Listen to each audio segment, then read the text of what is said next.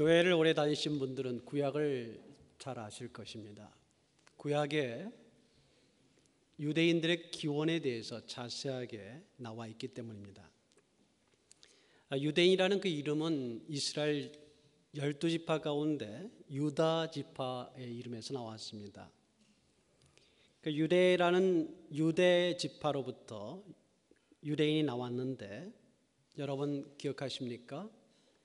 그 통일된 이스라엘 왕국이 둘로 나눠져서 북쪽 이스라엘과 남쪽 유대로 나눠졌습니다.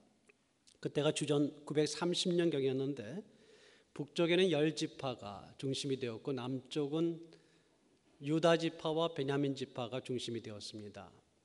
또 학자들에 따라서는 시므온 지파가 유다 지파에 흡수된 것으로 보는 학자들도 있습니다. 또 일부 레위 지파가 북쪽과 남쪽에 다 같이 나눠져 있었기 때문에 엄밀하게 말하면 남쪽 유대는 유대 지파와 베냐민 지파와 시므온 지파와 일부 레위 지파다 이렇게 볼 수 있을 것입니다. 북이스라엘 왕국이 아수르의 주전 720년에 멸망을 하고 전 세계로 흩어지게 됩니다. 그때 흩어질 때에 일부는 다른 나라로 멀리 끌려가고 일부는 남유다로 병합이 되고 일부는 또 그 지역에서 혼혈이 되고 동화되기도 했고 그 중에 일부가 사마리아인들을 나중에 형성하게 되기도 했습니다. 아수르가 이 이스라엘을 멸망시키고 북이스라엘을 멸망시키고 그 지파 사람들이 10지파 사람들이 다 흩어지게 되니까 북이스라엘에 속했던 지파들이 역사상에 사라지게 됩니다. 르벤, 이사갈, 스불론, 단, 납달리, 갓, 아셀, 에브라임, 또 동쪽에 있는 므낫세 지파, 서쪽에 있는 므낫세 지파 이렇게 해서 10지파가 되는데 이들을 가리켜서 이스라엘의 잃어버린 10지파다 이렇게 이야기를 합니다. 여러분이 기억하시는 대로 남쪽 유다 왕국은 146년 후인 주전 586년에 바벨론에 멸망을 했지만 그들 가운데 또 멸망을 당하고 많은 이들이 바벨론에 끌려갔지만 그들은 보존되었습니다. 그리고 대략 50년에서 70년 후에 페르시아 지배하에 있을 때 돌아와서 그들이 다시 유다를 세울 수 있었습니다. 그래서 유다 지파를 중심으로 세워지면서 그들을 이제는 하나로 통일해서 부르게 됐는데 유대인이다라고 부르기 시작했던 것이 바로 그때쯤입니다. 잃어버린 10지파에 대한 기원에 대해서는 많은 흥미로운 연구들과 또 관심들이 있습니다.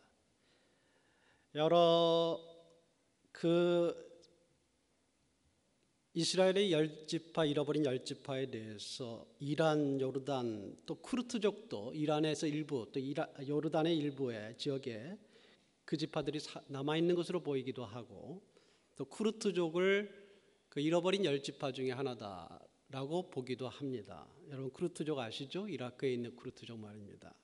또 예멘, 가나안, 아프가니스탄, 또 인도, 중국, 심지어는 일본의 하나라는 그런 성이 있는데 그 성도 잃어버린 12지파에서 왔다 이렇게 본인들은 주장하고 있습니다. 물론 생김새는 여러분이 보실 때 유대인같이 보이지 않지만 이 아프리카에 흩어진 유대인들은 혼혈이 많이 돼서 검고요. 또 중국 지역의 일부 또 유대인이라고 주장하면서 선조들이 유대인이라고 그러면서 유대의 관습을 지키는 민족이 있는데 그들은 중국인하고 비슷하게 생겼습니다. 근데 그들도 조상이 유대인이다 이렇게 보고 있고 또 우리 기독교 소설가인 김성일 씨도 그의 작품에서 우리 한민족도 일부가 또는 전체가 단지파에서 온 것 아니냐, 잃어버린 단지파가 아니냐 이런 이야기도 하고 있습니다. 우리는 정확하게 우리는 알지 못하지만 잃어버린 10지파가 있었습니다. 그리고 회복된 남유다가 망했지만 회복된 그들 중심으로 유대인이다라는 이름으로 불려지게 된 것은 바로 그때쯤이었습니다. 그러므로 당시에 유대인이다라고 했을 때는 아브라함의 후손 가운데 적통이다, 그런 뜻입니다. 그리고 아브라함을 통해서 하나님과 약속을, 언약을 맺었던 하나님의 백성의 정통의 자신이다. 유대인이라 불리는 것은 이제 더 이상 유다 지파의 후손이다라는 측면보다도 이제 유일하게 남은 하나님과의 약속된, 언약된 백성의 유일한 정통성을 가진 민족이다, 이런 뜻이 되었습니다. 그러므로 그들이 갖는 그 유대인이라는 이름에 가지는 그 민족적 자부심이 대단했던 것입니다. 그들의 자부심은 단지 자신을 유대인이다라는 부르는 거기에서 그치지 않고, 특별히 그 어떤 민족도 가지지 못했던 토라, 모세의 율법을 가졌다는 것이 있습니다. 자, 여러분 17절을 보게 되면 유대인들이 그 당시 가졌던 프라이드, 자부심의 세 가지가 나오게 되는데, 첫째는 자신이 유대인이라고 하는 것이, 유대인이라는 것입니다. 그래서 여러분 본문에 유대인이라고 불리는 내가 이렇게 나오는데, 번역이 잘 됐습니다만은 이런 뉘앙스가 있습니다. 내가 스스로를 유대인으로 부른다라는 말이 있는 그 말인데, 여기서는 유대인이라고 불리는, 수동적으로 번역을 했습니다만은 본래 본문은 내 자신이 유대인이라고 부른다라는 의미가 담겨져 있습니다. 둘째는 율법을 가지고 있다는 것입니다. 내가 율법을 의지하며라고 했을 때, 의지한다는 것은 율법을 많이 중요하게 생각한다라는 의미가 있으면서 동시에 율법이 자신에게 있으므로 안도한다라는 뜻도 있습니다. 그러니까 다른 민족은 갖고 있지 않지만 토라, 모세의 율법이라고 할 때는 모세 오경을 말합니다. 창세기, 출애굽기, 레위기, 민수기, 신명기 5가지의 이 책이 모세의 율법이라고 보통 말해져 있었고, 그것을 히브리 말로 토라라고, 여러분 토라란 말을 가끔 들으셨을 것입니다. 그 토라라고 불렸습니다. 이 토라를 본인들이 가지고 있다. 그리고 그것이 자신들에게 있고 자신들의 것이라는데 매우 안도하고 있었다라는 뜻입니다. 셋째는 하나님이 자신의 하나님이다. 이 토라를 주신 하나님이 그들의 하나님이다라는 것에 대하여 그들은 무척 자부심을 가지고 있었습니다. 여러분 이 세 가지는 종교적이고 민족적인 자부심이었습니다. 당시 유대인들이 가지고 있는, 우리는 다른 민족과 다르다, 우리는 바로 이런 자들이다, 우리는 바로 정통 아브라함의 후손 유대인이고, 다른 아브라함과 관계가 있는 다른 민족도 이스마엘, 서자에 불과하지만 자신들은 정통 유대인이고 정통 적개고, 그리고 이 토라라는 놀라운 모세 율법을 가지고 있고, 그리고 자신들의 하나님이 바로 야훼, 여호와 하나님이시다라는 그런 자부심이 대단했던 것입니다. 이러한 자부심은, 종교적인 자부심이 17절에서 끝이지 않고 18절에 이 토라를 가지고 있기 때문에 그들이 지식에 있어서도 매우 뛰어나다, 다른 민족은 따라올 수 없는 지식을 가지고 있다라고 생각을 했습니다. 여러분 18절을 보게 되면 율법의 토라의 교훈을 계속 받고 있으므로 하나님의 뜻을 안다, 무엇이 하나님의 뜻인지를 알고 있고, 토라에 쓰여져 있으니까, 그리고 지극히 선한 것을 분별한다는 것은 무엇이 옳고 그른지를 안다는 거예요. 자신들만이 옳고 그른 것을 알고 있다는 거예요. 이만큼 우리의 지식과 지혜에 있어서는 단순히 탁월한 게 아니라 그 어떤 민족과 어떤 사람들도 따라올 수 없는, 종교적인 측면에서, 민족적이고 종교적인 측면에서 대단하고, 그리고 지식과 지혜에 있어서도 탁월한, 뛰어난, 가장 위대한 그런 민족이 유대인이다. 이런 프라이드가 굉장히 많았다는 것을 이야기합니다. 그래서 그러한 자부심으로 꽉 찬 그들은 19절에서 20절에 이제 다른 민족에 대하여 그러므로 선도하는 역할을 해야 된다라고 생각을 했고, 그러한 프라이드가 그들의 우월감으로 나타났다는 것을 보여주고 있습니다. 19절에서 20절에 그 말씀을 바울은 풀어주고 있는데, 맹인의 길을 인도하는 자요, 그리고 어둠에 있는 자의 빛이요, 이렇게 이야기해 주는데, 이 맹인의 인도자와 어둠에 있는 자의 빛이다라는 말은 비슷한 말일 것입니다. 그래서 볼 수 없는 사람들을 인도하는, 볼 수 없는 그러니까 그들 외에는 바라봐야 할 것을 바라보지 못한다라는 거예요. 그들만이 바라봐야 될 것을 바라볼 수 있다는 것입니다. 그리고 다른 사람은 어둠에 있다라고 보고 본인들은 빛이다 이렇게 본 것입니다. 그 틀린 말은 아닙니다. 바울이 우리가 살펴보았듯이 1장 18절에서 32절에 그 이야기를 우리가 했습니다. 하나님에 대하여 바로 인정하지 못하는 불경건이 결국 그들을 어둠 가운데 있게 하는 불의를 낳았다. 그게 1장 18절에서 32절의 중요한 말씀입니다. 핵심적인 것을 요약하면 그런 말씀이 되죠. 사람들이 하나님에 대하여 불경건을 했더니 하나님께서 그들을 내버려 두셨고 결국 그들이 불의, 즉 어둠의 자리에 있게 되었다. 그러나 이 말을 했을 때는 유대인들은 바울의 말에 전폭적으로 동의했을 것입니다. 그러면서 그들은 여타 민족과 달리 바라봐야 할 하나님을 바라볼 수 있는 자들이다. 그러므로 보지 못하는 자들을 인도하는 인도자가 된다. 그렇게 본인이 생각했고, 또 그들은 이제 하나님을 바라봄으로 인해서 의로운 자가 되므로 이제 불의 가운데 어둠 가운데 있는 자들의 빛으로 존재한다. 이렇게 생각했던 것입니다. 그것이 어느 정도는 맞습니다. 성경에 이사야서 말씀에도 이런 말씀이 있습니다. 42장의 말씀에 나 여호와가 의로 너를 불렀은즉 내가 내 손을 잡아 너를 보호하며 너를 세워 백성의 언약과 이방의 빛이 되게 하리라.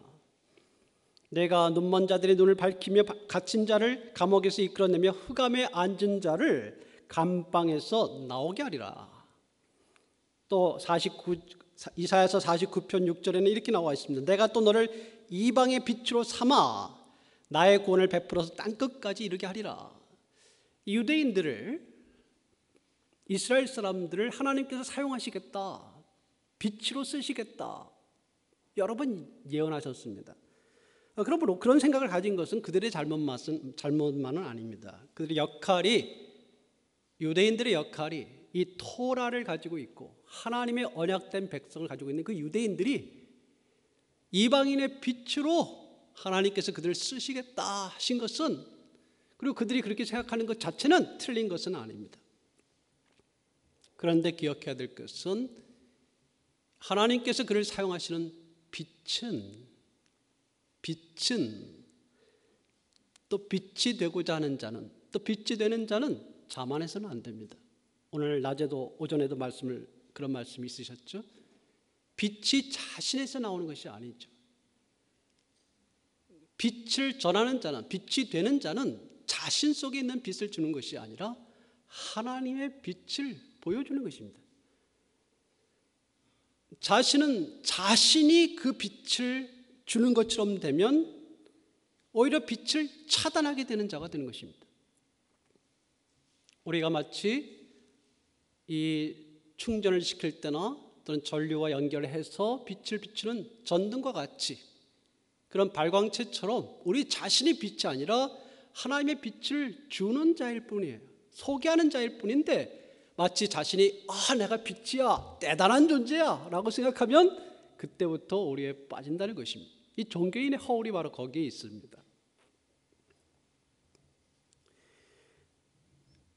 종교적 신앙적 빛이 되는 게, 그래서 이방인들에게 하나님에 대해서 이야기하고 토라에 대해서 이야기해 주는 것이 그들의 역할이긴 하지만, 그것이 또 이제 그 빛을 계속 그들 자신이 받아야, 그 하나님의 안내를 계속 받아서 그 전류를 계속 받아야 자신들이 발광체로 사용하는 것인데, 사용될 수 있는 것인데, 그것을 받지 않고 자신이 오히려 빛을 차단해 버렸을 때 그들은 이미 아무것도 아니었다는 것입니다. 20절에 유대인들은 자신을 가리켜서 어리석은 자의 교사요 어린 아이의 선생이다 이렇게 이야기했는데 어리석은 자라는 건 지혜가 없는 자를 말하겠죠. 어린아이의 선생이라고 했을 땐 꼭 나이만 말하는 것은 아닙니다. 미성숙하다, 잘 모르는 자의 선생이다. 19절에서 인도자와 빛이라고 이야기했고 20절에서 교사와 선생, 이게 비슷한 말이 두 번 반복됐습니다. 얼마나 그들이 프라이드가 강한가. 유대인이다, 율법을 가지고 있다, 하나님이 그들이 하나님이다, 그런 종교적이고 민족적인 프라이드와 함께 그들은 지식에 있어서 대단히 뛰어나기 때문에 이제 다른 사람들을 우리가 선도하고 빛으로 그리고 교사와 선생으로 있는 우리 민족이다 이렇게 생각했던 것입니다.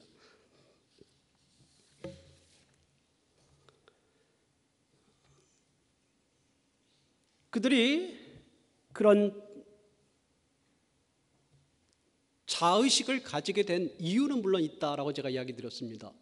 다른 민족은 가지고 있지 않은 엄청난 토라, 모세의 율법을 가지고, 모세의 율법이 그 안에 하지 말라 하라는 말씀만 해도 613개의 계명이 있다고 했습니다.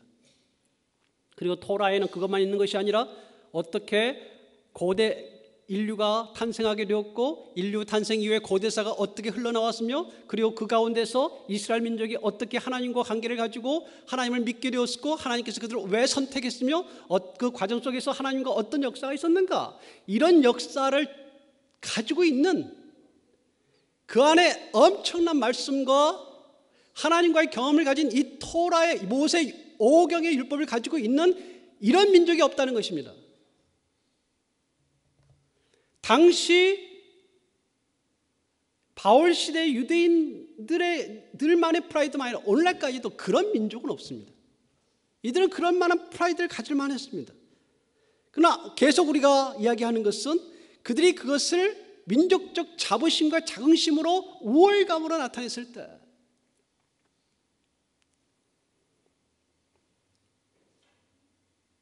그들 자신의 모순 속에 빠지게 되었습니다. 이제 더 이상 정말 하나님께서 그들에게 원하시는 것이 무엇이냐라는 것을 보지 못하게 된다는 것입니다.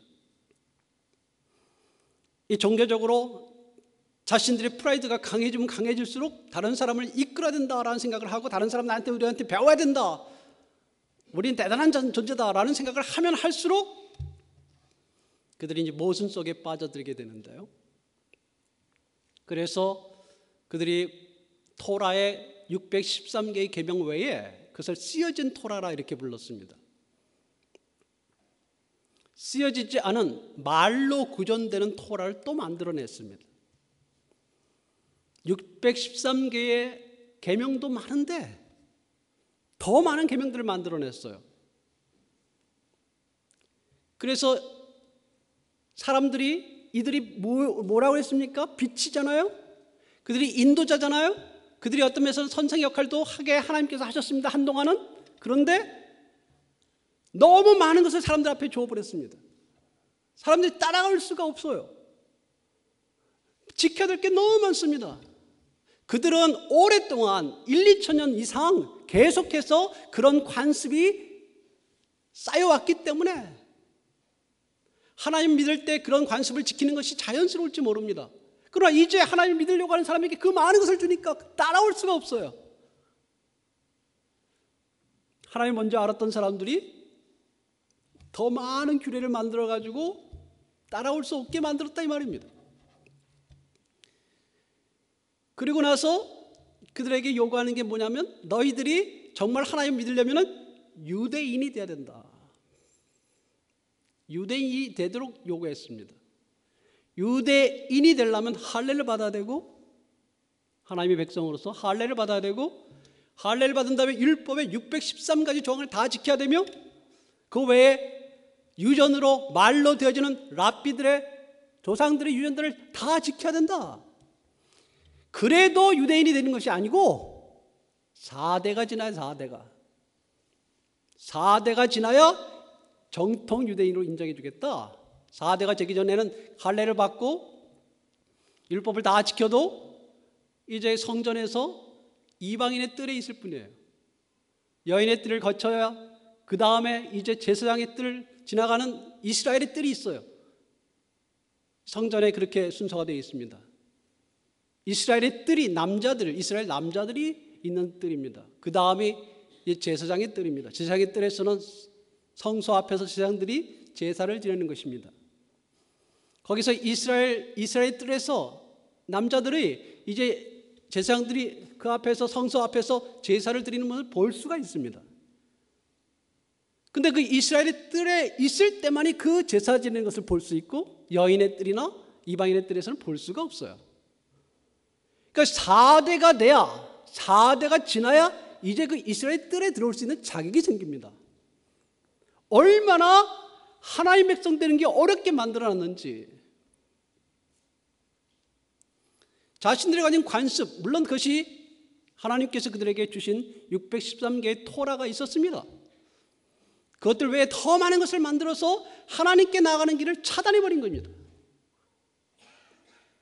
그들을 빛이라, 하나님께서 그들을 빛의 역할을 하라라고 이야기했을 때는 하나님과 그들을 연결시키는 역할을 하고 늘 하나님께서 무엇을 우리에게 주시는지를 바라보고 그것을 사람들에게 전달해야 했습니다.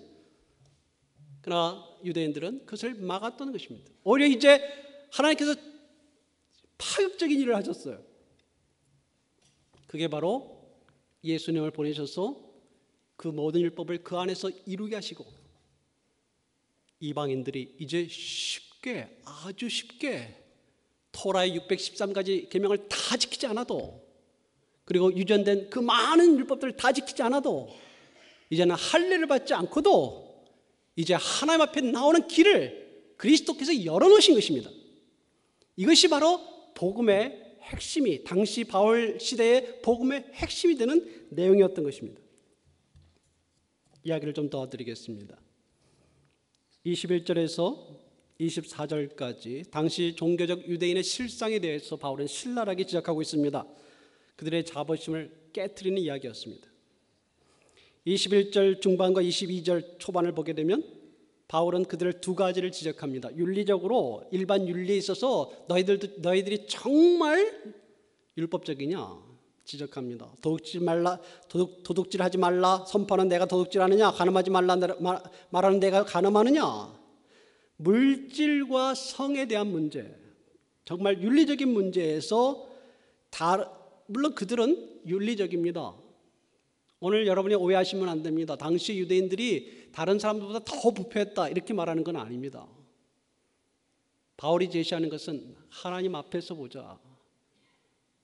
너희가 그렇게 율법을 지키려고 노력한다고 하지만 너희가 정말 윤리적이냐?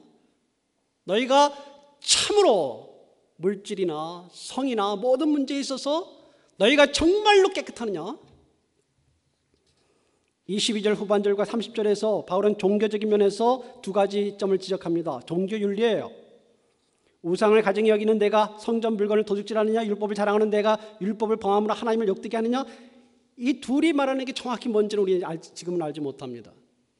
그러나 이것이 바로 종교적인 영역에서 그들이 물질적인 탐욕을 가지고 있다는 것을 보여주고 있습니다. 율법을 자랑하는 내가 율법을 범함으로 라고 하는 말은 그들의 종교 생활이 그다지 하나님 중심적인 것은 아니다라는 거예요. 종교적인 그들의 삶이 하나님 중심이 아니라 그들의 이익을 위한 것이다 라는 것입니다. 지금 우리가 이야기하고 있는 유대인과 유대교는 바울 시대의 유대교를 말합니다. 바울 시대의 유대교는 많이 사실 부패해 있었습니다. 그 후에 70년 이후에 예루살렘 성전이 파괴된 이후를 후기 유대교라 하는데, 후기 유대교 때는 조금 그 안에 갱신이 있었습니다. 예루살렘 멸망이 있기 70년 전에 그 유대교, 바울 시대의 유대교는 많이 부패해 있었습니다. 예수님께서 성전을 정화시킨 것도 그 때문이었습니다. 부패한 성전을 그대로 둘 수 없었죠.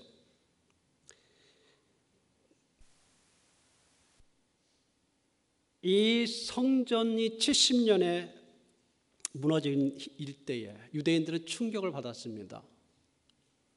하나님이 계시면 왜 이 성전을 무너뜨리게 내버려 두셨을까? 하나님이 성전을 무너지게 내버려 두신 이유가 뭘까? 성전이 그들에게 무척 중요한 것이었기 때문입니다. 유대인들이 스스로 후기 유대교회 갱신이 일어나게 된 계기가 그 질문에 있었습니다. 왜 무너지게 됐을까? 그들이 질문했을 때 그들은 두 가지의 결론을 내렸습니다. 그것은 뭐냐면 첫째, 우리의 성전 제도가 부패했다. 제사장들과 그들의 일꾼들이 물질에 탐닉했다. 굉장히 물질적이었다. 하나님 중심적인 게 아니라 물질 중심적이었다. 두 번째, 이 성전 제도가 연약한 자를 돌아보지 않았다. 이 두 가지는 유대인들이 스스로 성전 제도를 돌아보면서 왜 성전이 무너지게 됐느냐라는 것을 반성하면서 얻은 결론이었습니다. 우리 그리스도인들이 가르쳐준 게 아니었습니다. 예수님 당시에 또 바울 시대 유대교가 얼마나 부패했었는가. 실상은 그 속은 겉으로는 화려해서 겉으로는 너무도 종교적이고 모든 것 하나하나가 다 율법적이고 그런 그 유대인들이지만 그런 모습들이 지금도 보이고 있어요. 그래서 얼마 전에 제가 졸업생들과 함께 이스라엘에 갔다가 참 놀랍다라고 생각을 했습니다. 그 바베큐를 이제 그 현지 우리 가이드와 관련해서 목사님들이 같이 바베큐를 해주는데 참 맛있었어요. 양고기를 해줬습니다. 제가 한번 이야기해 드렸나요? 근데 소금을 뿌리지 않아요? 왜요? 이미 시장에 나올 때 피를 다 빼고 나오기 때문에 소금물에다가 피를 다 빼기 때문입니다. 피를 먹지 말라고 했기 때문에 구약에 굉장히 모든 것 하나하나가 이렇게 철저하게 율법을 지키는 모습을 볼 수 있었습니다. 그러나 그들의 속이 바울이 지적하는 것은 속이 부패했다는 것이었습니다. 어떤 종교도 물질적으로 또 윤리적으로 부패하게 되고 중요한 것은 자신을 돌아보지 못하게 되면 그리고 자만하게 되면 목을 높이게 되면 무너지게 됩니다. 하나님의 종교는 더욱 그렇습니다. 바울은 당시 유대인들에게 또 유대교를 믿는 유대인들에게 이렇게 선언했습니다. 21절 다른 사람을 가르치는 내가 내 자신은 가르치지 않느냐? 내 자신부터 가르치라는 거예요. 스스로 가르쳐서 율법의 요체가 무엇입니까? 하나님을 사랑하라. 이웃을 사랑하라. 하나님 이 스스로를 가르치지 않으니까 스스로 말씀으로 돌아보지 않으니까 부패하게 됩니다. 그래서 24절에 결론을 내리면서 기록된 바와 같이 하나님의 이름이 너희 때문에 이방인 중에서 모독을 받는도다. 이렇게 선언했습니다. 부패하고 위선적인 하나님의 종교는 도리어 하나님의 영광을 가리고 하나님의 이름을 더럽힌다는 것입니다. 우리가 이 말씀들을 보면서 교회도 참 조심해야 됩니다. 우리가 당시 유대교와 같지는 않아요. 그러나 우리 교회의 핵심이 되는 예수 그리스도와 예수 그리스도의 말씀과 그 정신을 붙잡고 있는가 우리 늘 생각해 봐야 합니다. 시대적으로 교회가 부패할 때 하나님께서 그 교회를 내버려 두지 않으셨습니다. 그래서 우리가 늘 조심하고 겸손하고 돌아봐야 된다는 것을 말합니다. 유대인들은 그렇게 생각하죠. 그래도 다른 사람보다는 낫다. 이거거든요. 상대적 우월성입니다.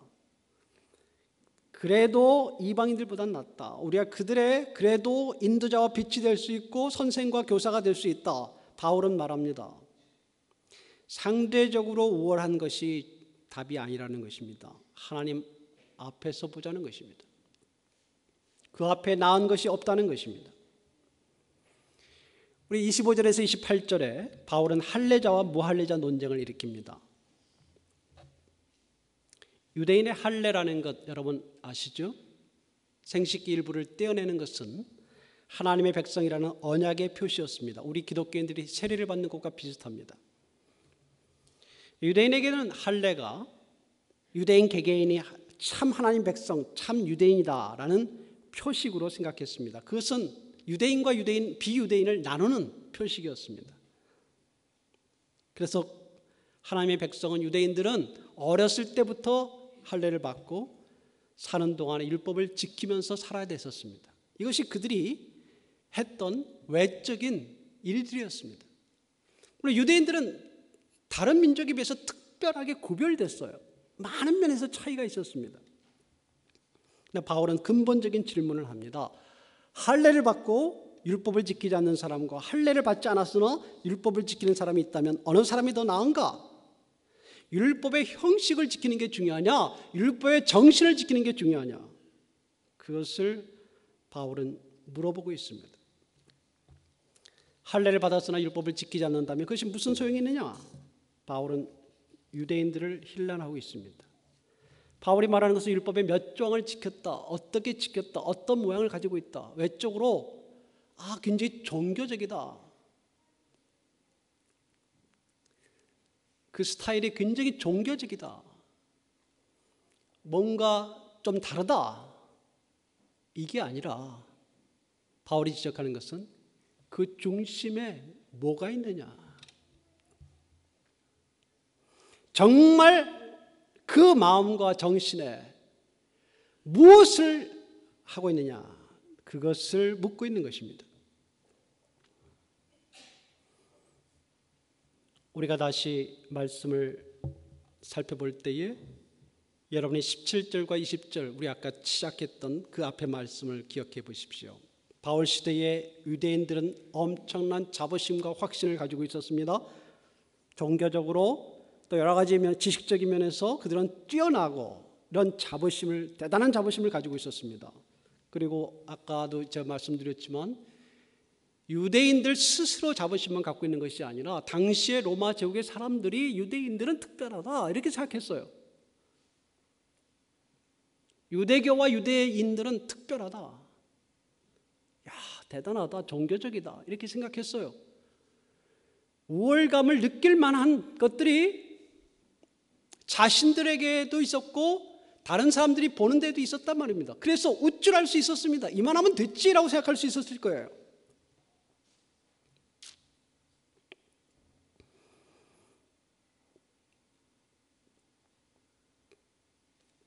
하나님 앞에서 그들이 그 자신들의 절대적인 부족함을 보지 못하는 이유가 바로 그것 때문입니다. 내가 가지고 있는 게 많고 내가 해온 것들이 많기 때문이죠. 또 주위 사람들이 대단하다고 이야기해 주기 때문이죠. 그래서 하나님께서 뭘 원하시는지, 하나님 앞에서 무엇이 참된 종교인지, 무엇이 참된 경건인지를 보지 못했습니다.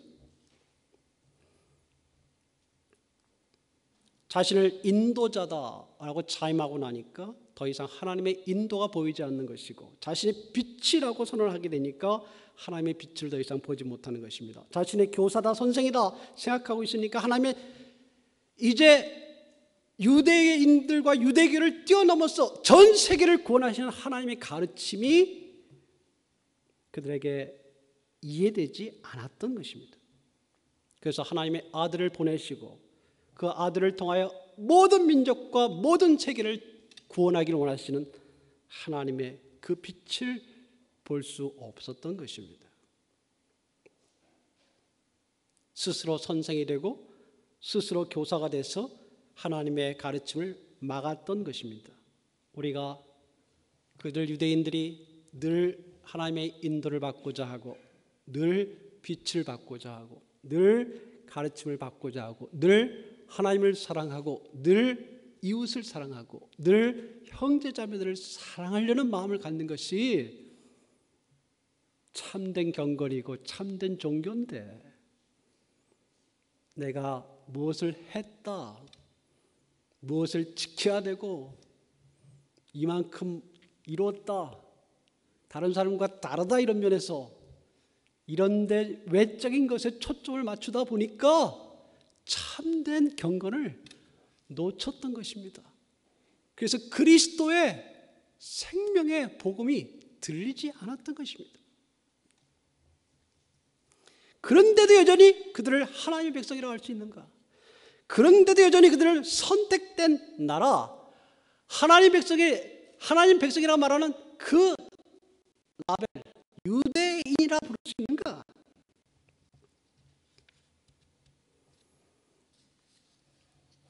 바울이 누굽니까?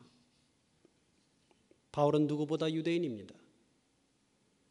바울은 유대교에 정통했던 사람입니다. 그 안에 있으면서 같이 유대인으로 살다가 많은 율법을 지켰던 사람입니다. 여러분 아시죠? 다메섹에 가다가 하나님의 아들을 만났습니다. 그의 눈이 뜨였습니다. 아, 이제까지 내가 지켜왔고 중요하다고 생각했던 것들이 그 유대인들의 모든 관습과 율법에 지키는 그 모든 것들이 다 사실은 그리스도를 위한 것이었구나. 그리스도가 이 모든 것을 이루시게 하기 위해서 우리가 그림자 역할을 했던 것이구나. 그래서 그 생각과 삶이 다 업데이트가 됐어요. 사도 바울은 이제 그 그리스도의 정신과 하나님의 계시의 생각으로 유대교와 유대인들을 보게 되니까 그들의 실체를 제대로 파악하게 된 것입니다. 그들은 껍질뿐인 종교인이다. 그것을 그들이 알게 된 것입니다. 하나님과 사람 앞에 조금 더 겸손하지 못한 종교인이다. 교만하고 부패한, 남들보다 낫지만 그 실상이 하나님 중심적이지 않은 종교인일 뿐이다. 이렇게 바라본 것입니다. 여러분, 유대인에 대해서 우리가 마무리를 할 때가 된 것 같습니다. 우리 크리스찬들이 유대인들과 이스라엘 사람들을 좋아합니다. 뭐 나쁜 것 아닙니다. 그들을 하나님의 백성이었기 때문에 좋아합니다. 그러나 안타깝게도 그 유대인들 대부분은 지금도 예수 그리스도를 믿지 않습니다. 여전히 하나님의 율법을, 구약의 율법을 그리스도 안에서 완성됐다고 바라보지 않습니다. 참 아쉬움이 많습니다. 그런 모습들이 유대인들 안에 바울 시대에도 유대인들 가운데 크리스찬들이 많이 있었고, 그것이 70년 이후에도 유대인들 가운데 크리스찬들이 있었습니다. 135년이 되었을 때 완전히 나눠지게 되는데, 135년에 유대인들이 로마에 대항해서 2차 전쟁을 일으키게 됩니다. 2차 전쟁을 일으키면서 그들을 이끄는 리더를 메시아로 부르게 됩니다. 그러니까 그들이 얼마나 민족 중심적인지, 자신들을 해방할 사람을 그리스도로 보게 되는 거예요. 정치적으로 하나님에 대해서 바라보는 것이 아니라 그 민족을 뛰어나게 해줄 자가 메시아가 되는 것이었습니다. 그때부터 유대인 그리스도인들이 그들로부터 완전히 떨어져 나가게 된 역사적인 상황이 있습니다. 바울은 나중에 9장, 10장, 11장에서 이들 유대인들이 다시 돌아올 것이다 예언하고 있습니다. 우리가 그때 가서 다시 살펴보겠습니다만은 오늘 마무리를 짓겠습니다. 누가 유대인이냐? 누가 유대인이냐? 누가 참된 하나님의 백성이냐? 누가 종교인이냐? 바울은 마지막으로 그것을 묻습니다. 사람들이 인정하는 사람의 칭찬이라는 것은 인정인데요, 스스로 인정하고 사람들이 칭찬하는 종교인이 종교인이냐? 사람들이 그렇게 보는 것이 참 신앙인이냐? 표면적인 것을 말합니다. 아니면 그 속에 참 하나님을 섬기는 그런 것이, 그 인정이, 그 평가가 하나님으로부터 나오는 신앙이 참 신앙이냐?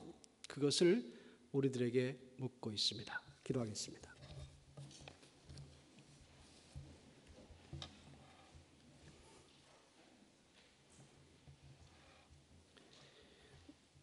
유대인들에 대한 바울의 말씀들을 생각해 보았습니다. 다시 한번 우리 생각 속에서 우리들의 신앙이 표면적이고 또 형식적인 것에 그치는 것이 아니라 우리 안에 속에 하나님에 대한 섬김과 이웃에 대한 섬김으로 우리에게 도전하시는 바울의 메시지를 우리가 다시 생각해 보게 됩니다. 주님, 우리 교회들이 더 온전히 복음을 받아들이고 온전히 복음을 이해하면서 하나님의 뜻을 드러내는 참 신앙으로 이 시대의 모든 사람들을 구원하는 교회가 되도록 붙잡아 주옵소서. 예수님의 이름으로 기도했습니다.